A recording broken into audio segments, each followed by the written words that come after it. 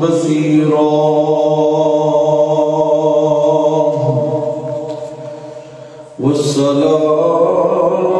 والصلاة والسلام على نبيه ورسوله شاهدا ومبشرا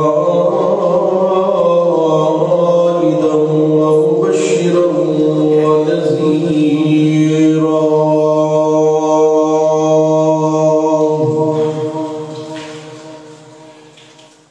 وعلى آله وأصحابه أجمعين كثيرا كثيرا. أما بعد فأعوذ بالله من الشيطان الرجيم. بسم الله الرحمن الرحيم.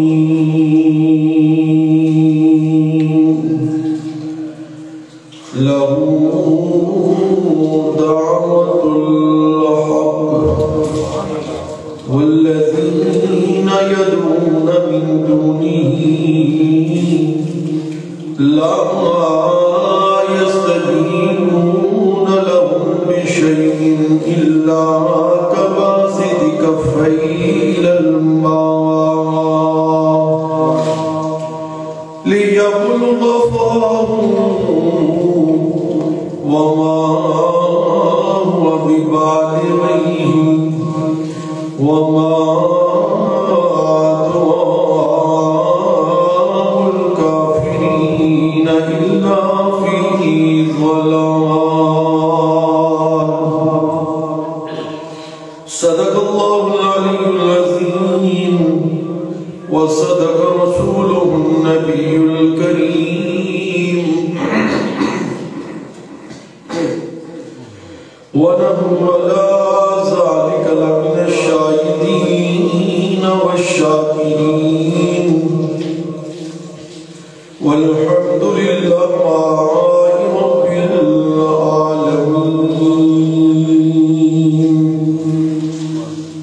سامعین کرام قدر، سورہ یوسف کے بعد سورہ رعد ہے. سورہ یوسف میں فرمایا گیا دیکھو کہ مسئلہ توحید اتنا اہم ترین مسئلہ ہے کہ حضرت یوسف علیہ السلام جب جیل کے اندر قید ہوئے تو جیل میں بھی حضرت یوسف علیہ السلام نے جیل کے قیدیوں کے سامنے اللہ کی توحید سنائی. اب سورہ رات میں یہ فرمایا جائے گا کہ راج فرشتہ اور باقی سارے فرشتے بھی اللہ کی ہیبت اور خوف سے لرزاں ہیں اور اللہ کی تسبیح اور ہر قسم کے شرک سے اس کی پاکیزگی بیان کرتے رہتے ہیں اللہ کے فرشتے. اللہ کے فرشتے بھی جو ہے وہ اللہ کی تسبیح بیان کرتے ہیں اور ہر قسم کے شرک سے اللہ کی جو ہے وہ پاکی بیان کرتے ہیں.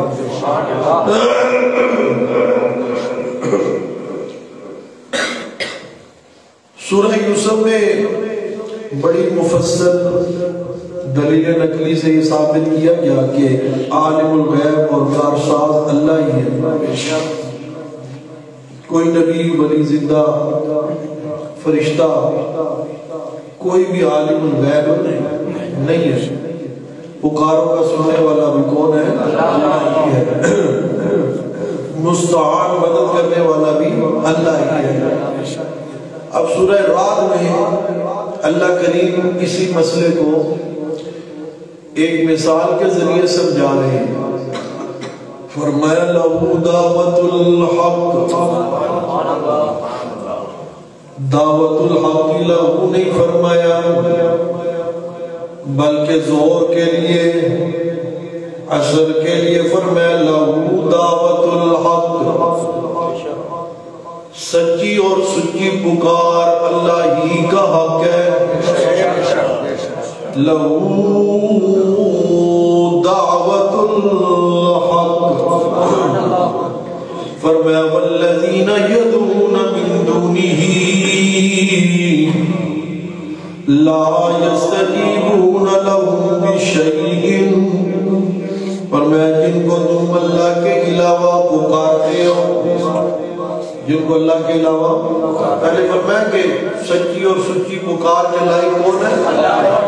فرمایا اللہ کے علاوہ جن کو تم پکارتے ہو کہ ہماری پکاروں کو سنتے ہیں اور سن کر کے ہماری حاجت روائی اور مشکل کشائی کر سکتے ہیں.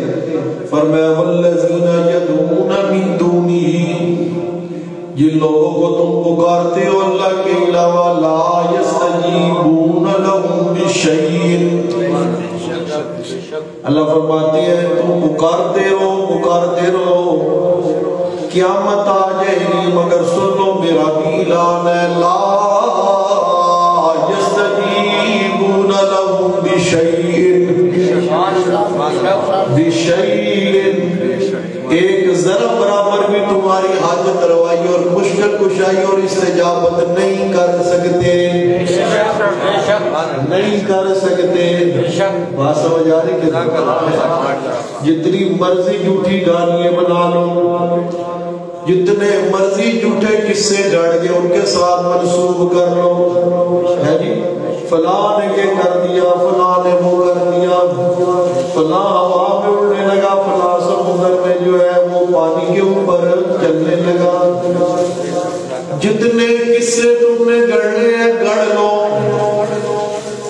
جتنی کہانیاں تم نے سنانی ہیں سنا لو، لا یستجیبون لهم بشیء.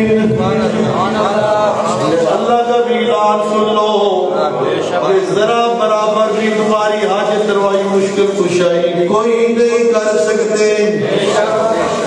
الا كباسط كفيه الى الماء ليبلغ فاه.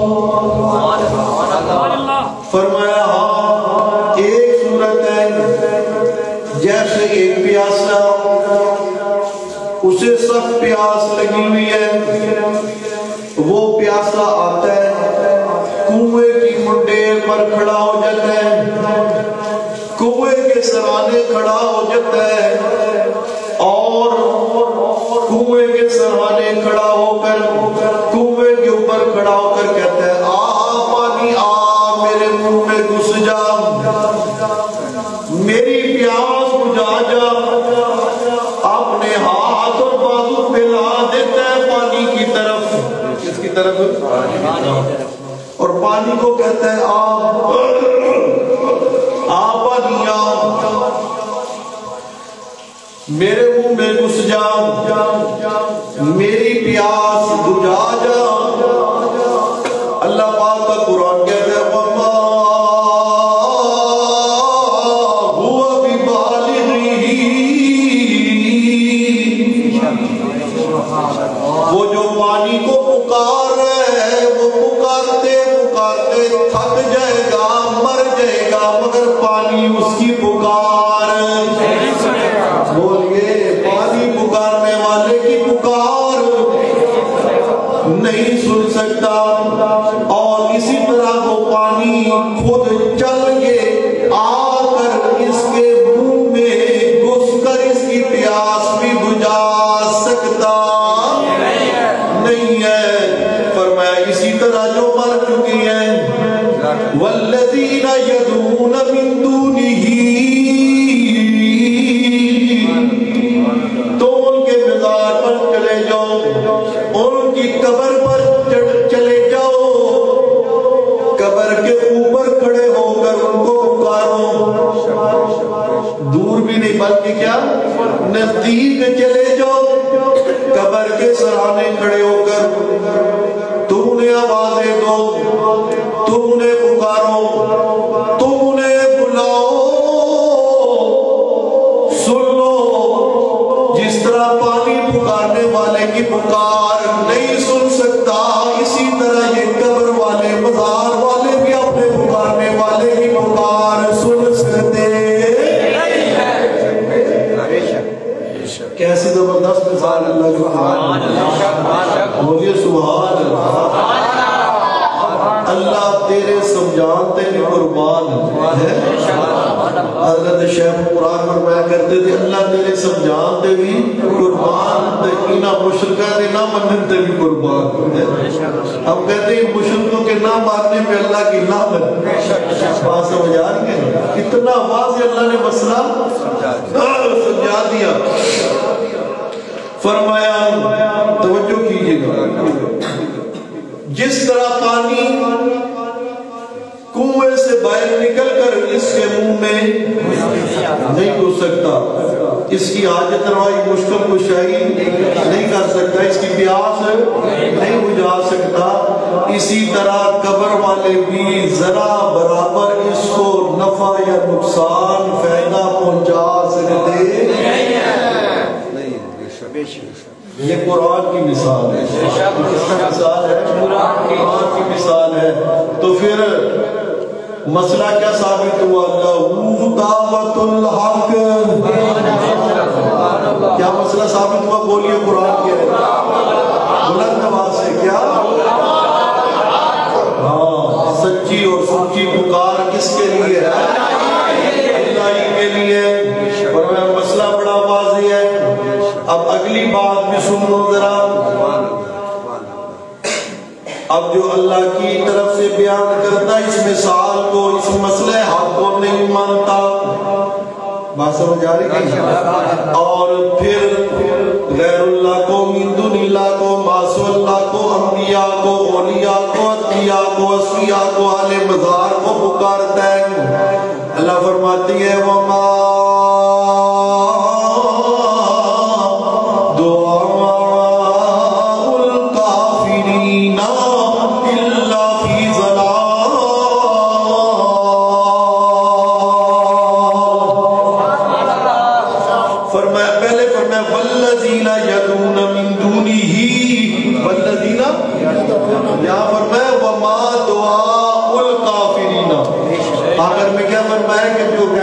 پکارنے والے ہیں وما دعاء بولیے بولیے وما دعاء الکافرین.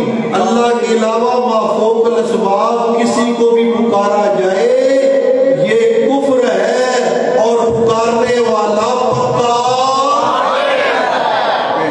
ہمیں نہیں چاہیے کسی مفتی کا فتویٰ, ہمیں نہیں چاہیے کسی مولوی کا فیصلہ.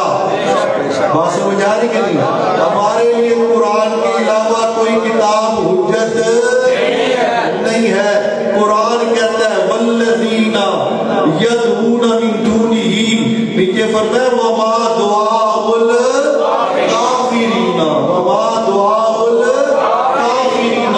جس کو قرآن کافر کہے, رب کافر کہے, جو اسے کافر نہ مانے وہ خود کافر ہو جائے.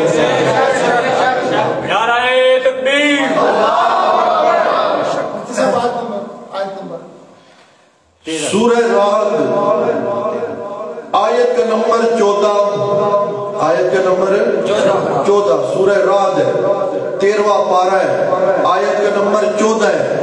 گھروں میں جا کے ترجمہ دیکھ لیجئے گا. اور کچھ جو ہے اشاعت التوحید و سنہ کا لیبل لگائے ہوئے بھی جو ہے یہ مسئلہ قرآن والا مسئلہ. کس والا مسئلہ؟ کہتے جی ہم بھی اشاعتی ہیں مگر یہ مسئلہ بیان کرنے کی ہمت اور جرت نہیں ہوتی.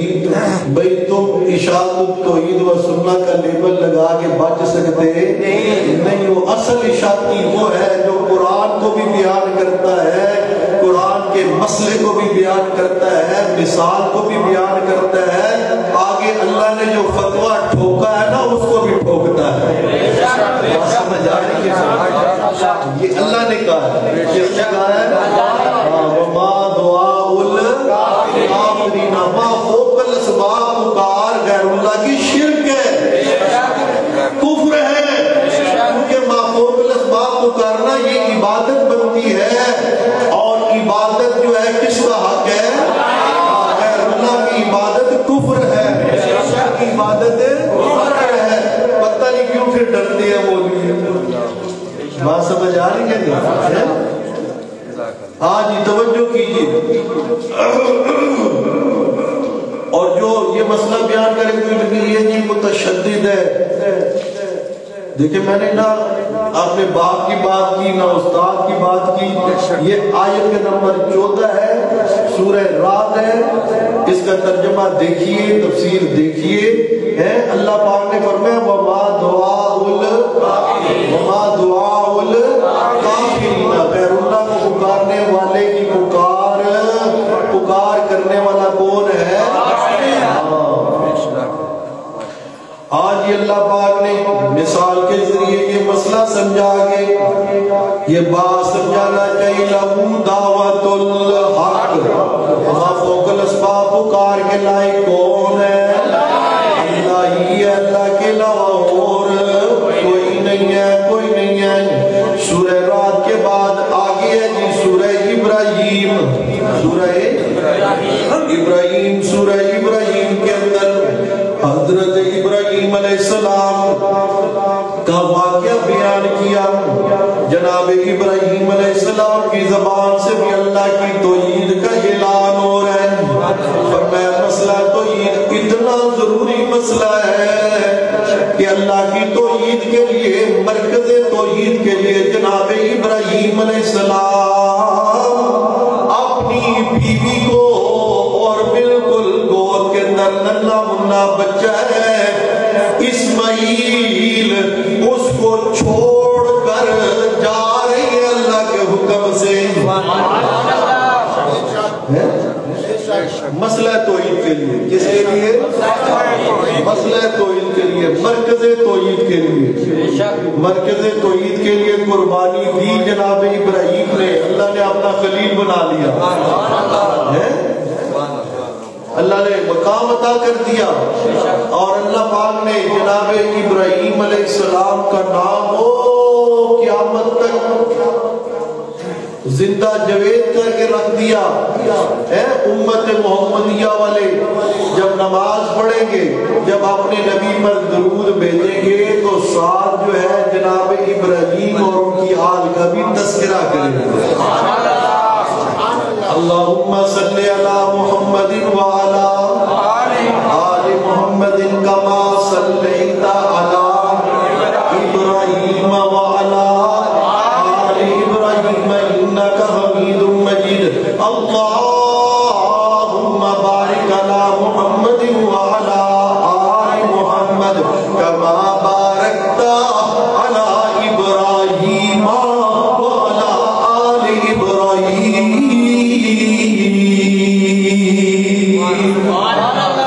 فرمایا جناب ابراہیم اللہ کا حکم سن کر, مان کر اپنی بیوی ہاجرہ کو اور ننھے منھے بچے اسماعیل کو اس جگہ چھوڑ کر جا رہے ہیں جس جگہ آج بیت اللہ تعمیر ہے.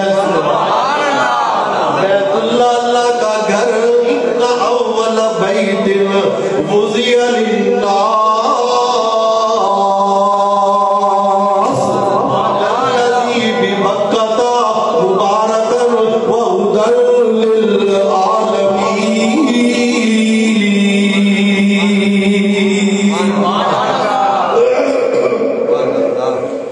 جس ٹائم جناب ابراہیم علیہ السلام اللہ کا حکم مان کر اپنی بیوی ہاجرہ کو اور اپنے ننھے منھے بچے اسماعیل کو وہاں چھوڑ کر جا رہی ہیں, اس ٹائم مکے کی حالت کیا ہے؟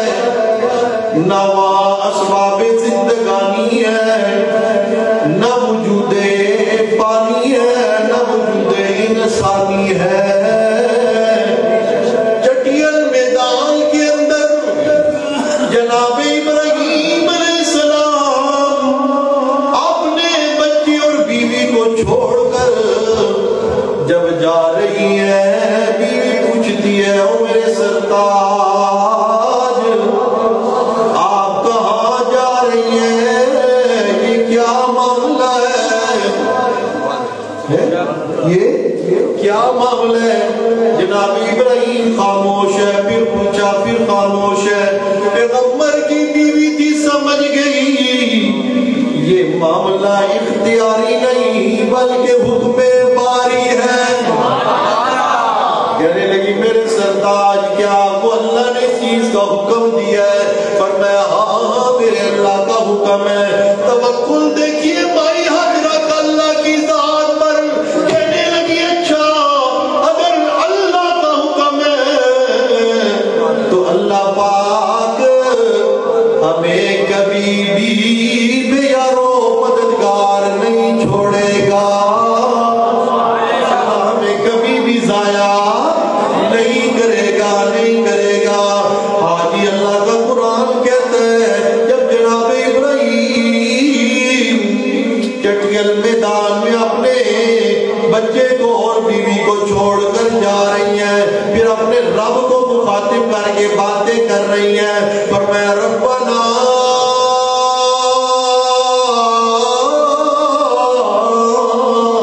انی اسکنت من ذریتی بواد غیر ذی زرع عند بیتک المحرم۔ او میرے اللہ میں تیرے سہارے پر، تیرے پر توکل کرتے ہوئے، تیرے حکم کو مانتے ہوئے اپنے ننھے منھے بچے کو بیوی کو چھوڑ کر آ رہا ہوں، بواد غیر ذی زرع، ایک ایسی وادی میں غیر ذی زرع جہاں پر بظاہر اسباب زندگی کوئی نہیں ہے، کوئی نہیں ہے، کوئی نہیں ہے، عند بیتک المحرم، تیری حرمت والے گھر کے پاس، حرمت والے گھر کے پاس۔ اللہ جی میں یہ جو قربانی دے رہا ہوں، ربنا لیقیموا الصلاۃ فاجعل افئدۃ من الناس تہوی الیہم وارزقہم من الثمرات لعلہم یشکرون۔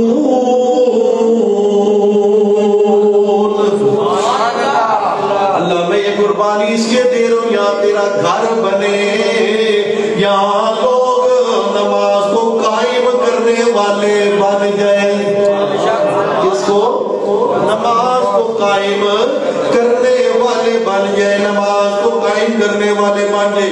اس لیے تو جناب ابراہیم دعا مانگ رہے ہیں، رب اجعلنی مقیم الصلاۃ ومن ذریتی، اللہ مجھے بھی اور میری ذریت کو بھی، اولاد کو بھی نماز قائم کرنے والا بنا۔ نماز بھی یہی دعا کرتے ہیں نا، تو اس میں آپ کے ذہن میں ہونا چاہیے ہم اپنی اولاد کے لیے، ذریت کے لیے بھی یہ دعا مانگتے ہیں، اللہ وہ بھی نیک ہو، نمازی ہو، بے نمازی نہ ہو، بے نمازی نہ ہو۔ بے نمازی بندہ کوئی بندہ ہے؟ اللہ نے تو انسان کو پیدا کیا ہے اپنی عبادت کے لیے پیدا کیا ہے، وما خلقت الجن والانس الا لیعبدون۔ اور اس کی عملی مثال جو ہے 5 ٹائم وہ مسجد میں حاضر ہو گئے، اللہ کے سامنے سجدہ ریز ہونا ہے، اس کا نام بندگی ہے۔ وہ کیسا بندہ ہے؟ ادھر اللہ کی طرف سے منادی ہو رہی ہے حی علی الصلاۃ حی علی الفلاح، مگر وہ نماز کے لیے مسجد میں آتا نہیں ہے۔ بڑا بد نصیب بندہ ہے جو اور آوازوں کے پیچھے تو بھاگتا ہے، بات سمجھ آ رہی ہے؟ دنیا کی آوازیں، دنیا داروں کی آوازیں، سیاست دانوں کی آوازیں، اپنے لیڈروں کی آوازیں، مگر اللہ کی منادی اور ندا پر جو اللہ کے گھر میں نہیں آتا، بڑا بدقسمت آدمی ہے۔ اللہ ہمیں ہماری ذریت کو پکا نمازی بنائے۔ ہاں جی توجہ کیجئے۔ پھر اس کے بعد جناب ابراہیم کیا فرماتے ہیں؟ ربنا انک تعلم ما نخفی وما نعلن۔ اللہ، پھر وہی مسئلہ آ گیا، دلوں کا حال جاننے والا کون ہے؟ ظاہر کو جاننے والا بھی کون ہے؟ باطن کو جاننے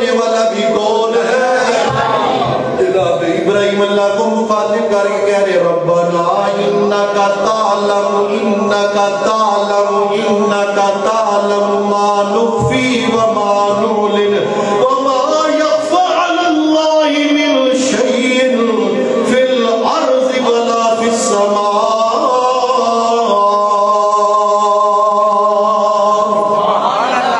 زمین و آسمان میں کوئی بات بھی اللہ سے چھپی ہوئی نہیں ہے، نہ تیرے سے چھپی ہوئی نہیں ہے.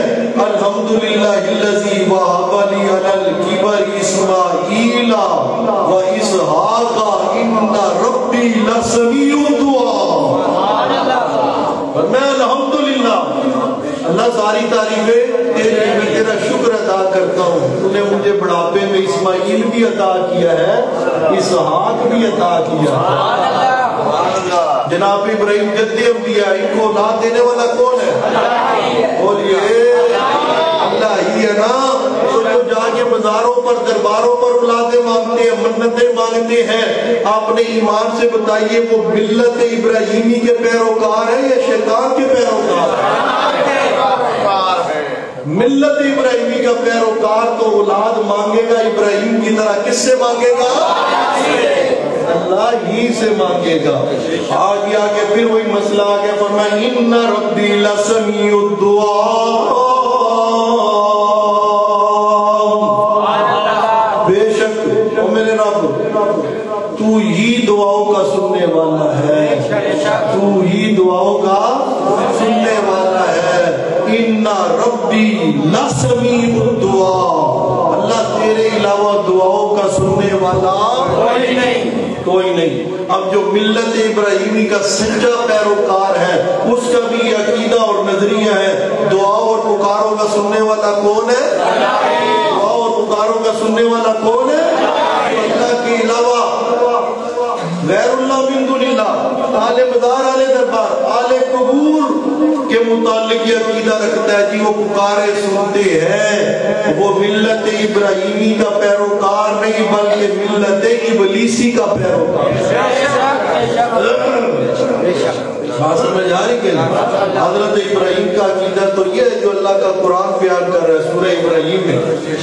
کس میں؟ سورہ ان ربی لسمیع الدعاء. بات سمجھ آ رہی کہ نہیں؟ لہو دعوت الحق. آج توجہ کیجئے آگے سورہ نحل ہے، سورہ ہجر ہے. سورہ ہجر کے اندر اللہ پاک نے پھر اسی مسئلے پر زور دیا، فرمایا دیکھو نا کہ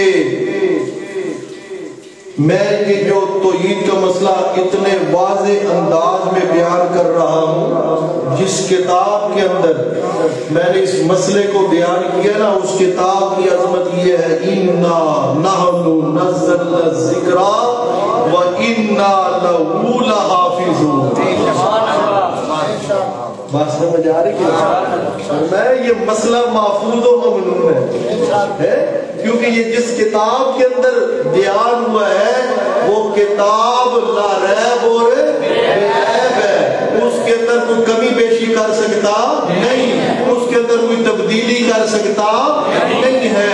کتاب بھی بے عیب ہے، اس کے اندر بیان کرنا مسئلہ بھی کیا ہے؟ لا ریب اور بولیے لا ریب اور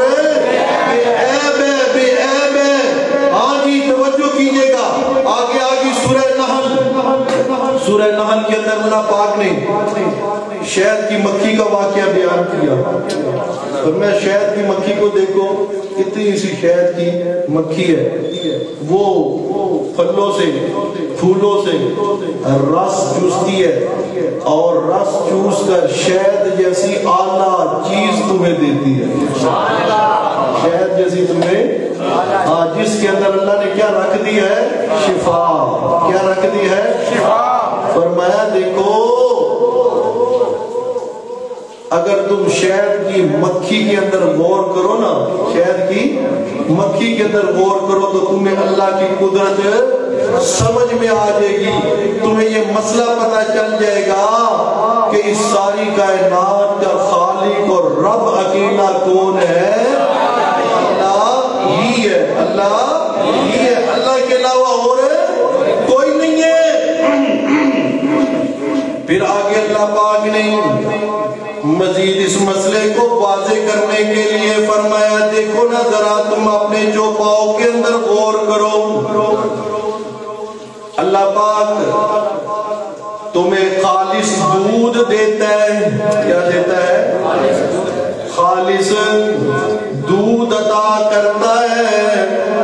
آیت کا نمبر 66 ہے، سورت کا نام سورہ نحل ہے۔ اللہ پاک آیت نمبر 66 کے اندر بڑے خوبصورت انداز میں مسئلہ توحید کو بیان کر رہی ہیں، اور انداز کیا اختیار کیا ہے؟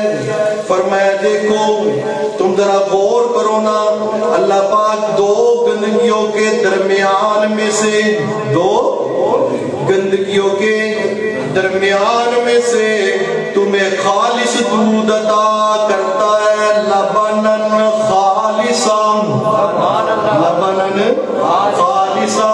فرمایا وَإِنَّ لَكُمْ فِي الْأَنْعَامِ لَعِبْرَةً نُسْقِيكُم مِّمَّا فِي بُطُونِهِ مِن بَيْنِ فَرْثٍ وَدَمٍ لَبَنًا خَالِصًا سَائِغًا لِلشَّارِبِينَ۔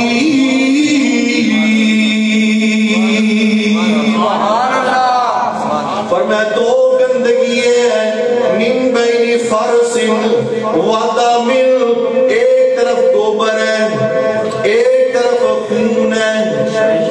سمجھ آ رہی کہ نہیں؟ اللہ پاک ان دو گندگیوں کے درمیان میں سے تمہیں لبنن خالصا، لبنن خالصا، اللہ تمہیں خالص دودھ عطا کر رہا ہے۔ اس دودھ کے اندر نہ خون کی ملاوٹ ہونے دیتا ہے، نہ گوبر کی ملاوٹ ہونے دیتا ہے، ذرا سی آمیزش بھی نہیں ہونے دیتا۔ فرمایا وہ اللہ دو گندگیوں کے درمیان میں سے تمہیں خالص دودھ عطا کر رہا ہے، لہذا تم اپنے رب کو خالص پکار اور عبادت دو۔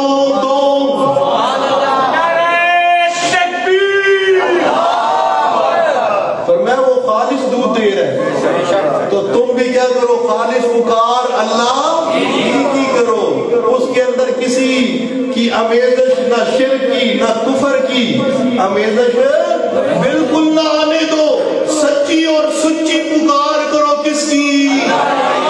یہ عقیدہ بنا لو مشکل کشا ہے تو اکیلا اللہ ہی، مشکل کشا اکیلا، حاجت روا اکیلا، نافع و ضار اکیلا، معز اور مذل اکیلا، باتیں دینے والا اکیلا اللہ ہی ہے، اور پکارے سننے والا بھی اکیلا اللہ ہی ہے۔ آگے ہے سورہ بنی اسرائیل اور سورہ کاف، سورہ مریم، انشاءاللہ جمعے کی نشست میں اس کا خلاصہ کریں گے۔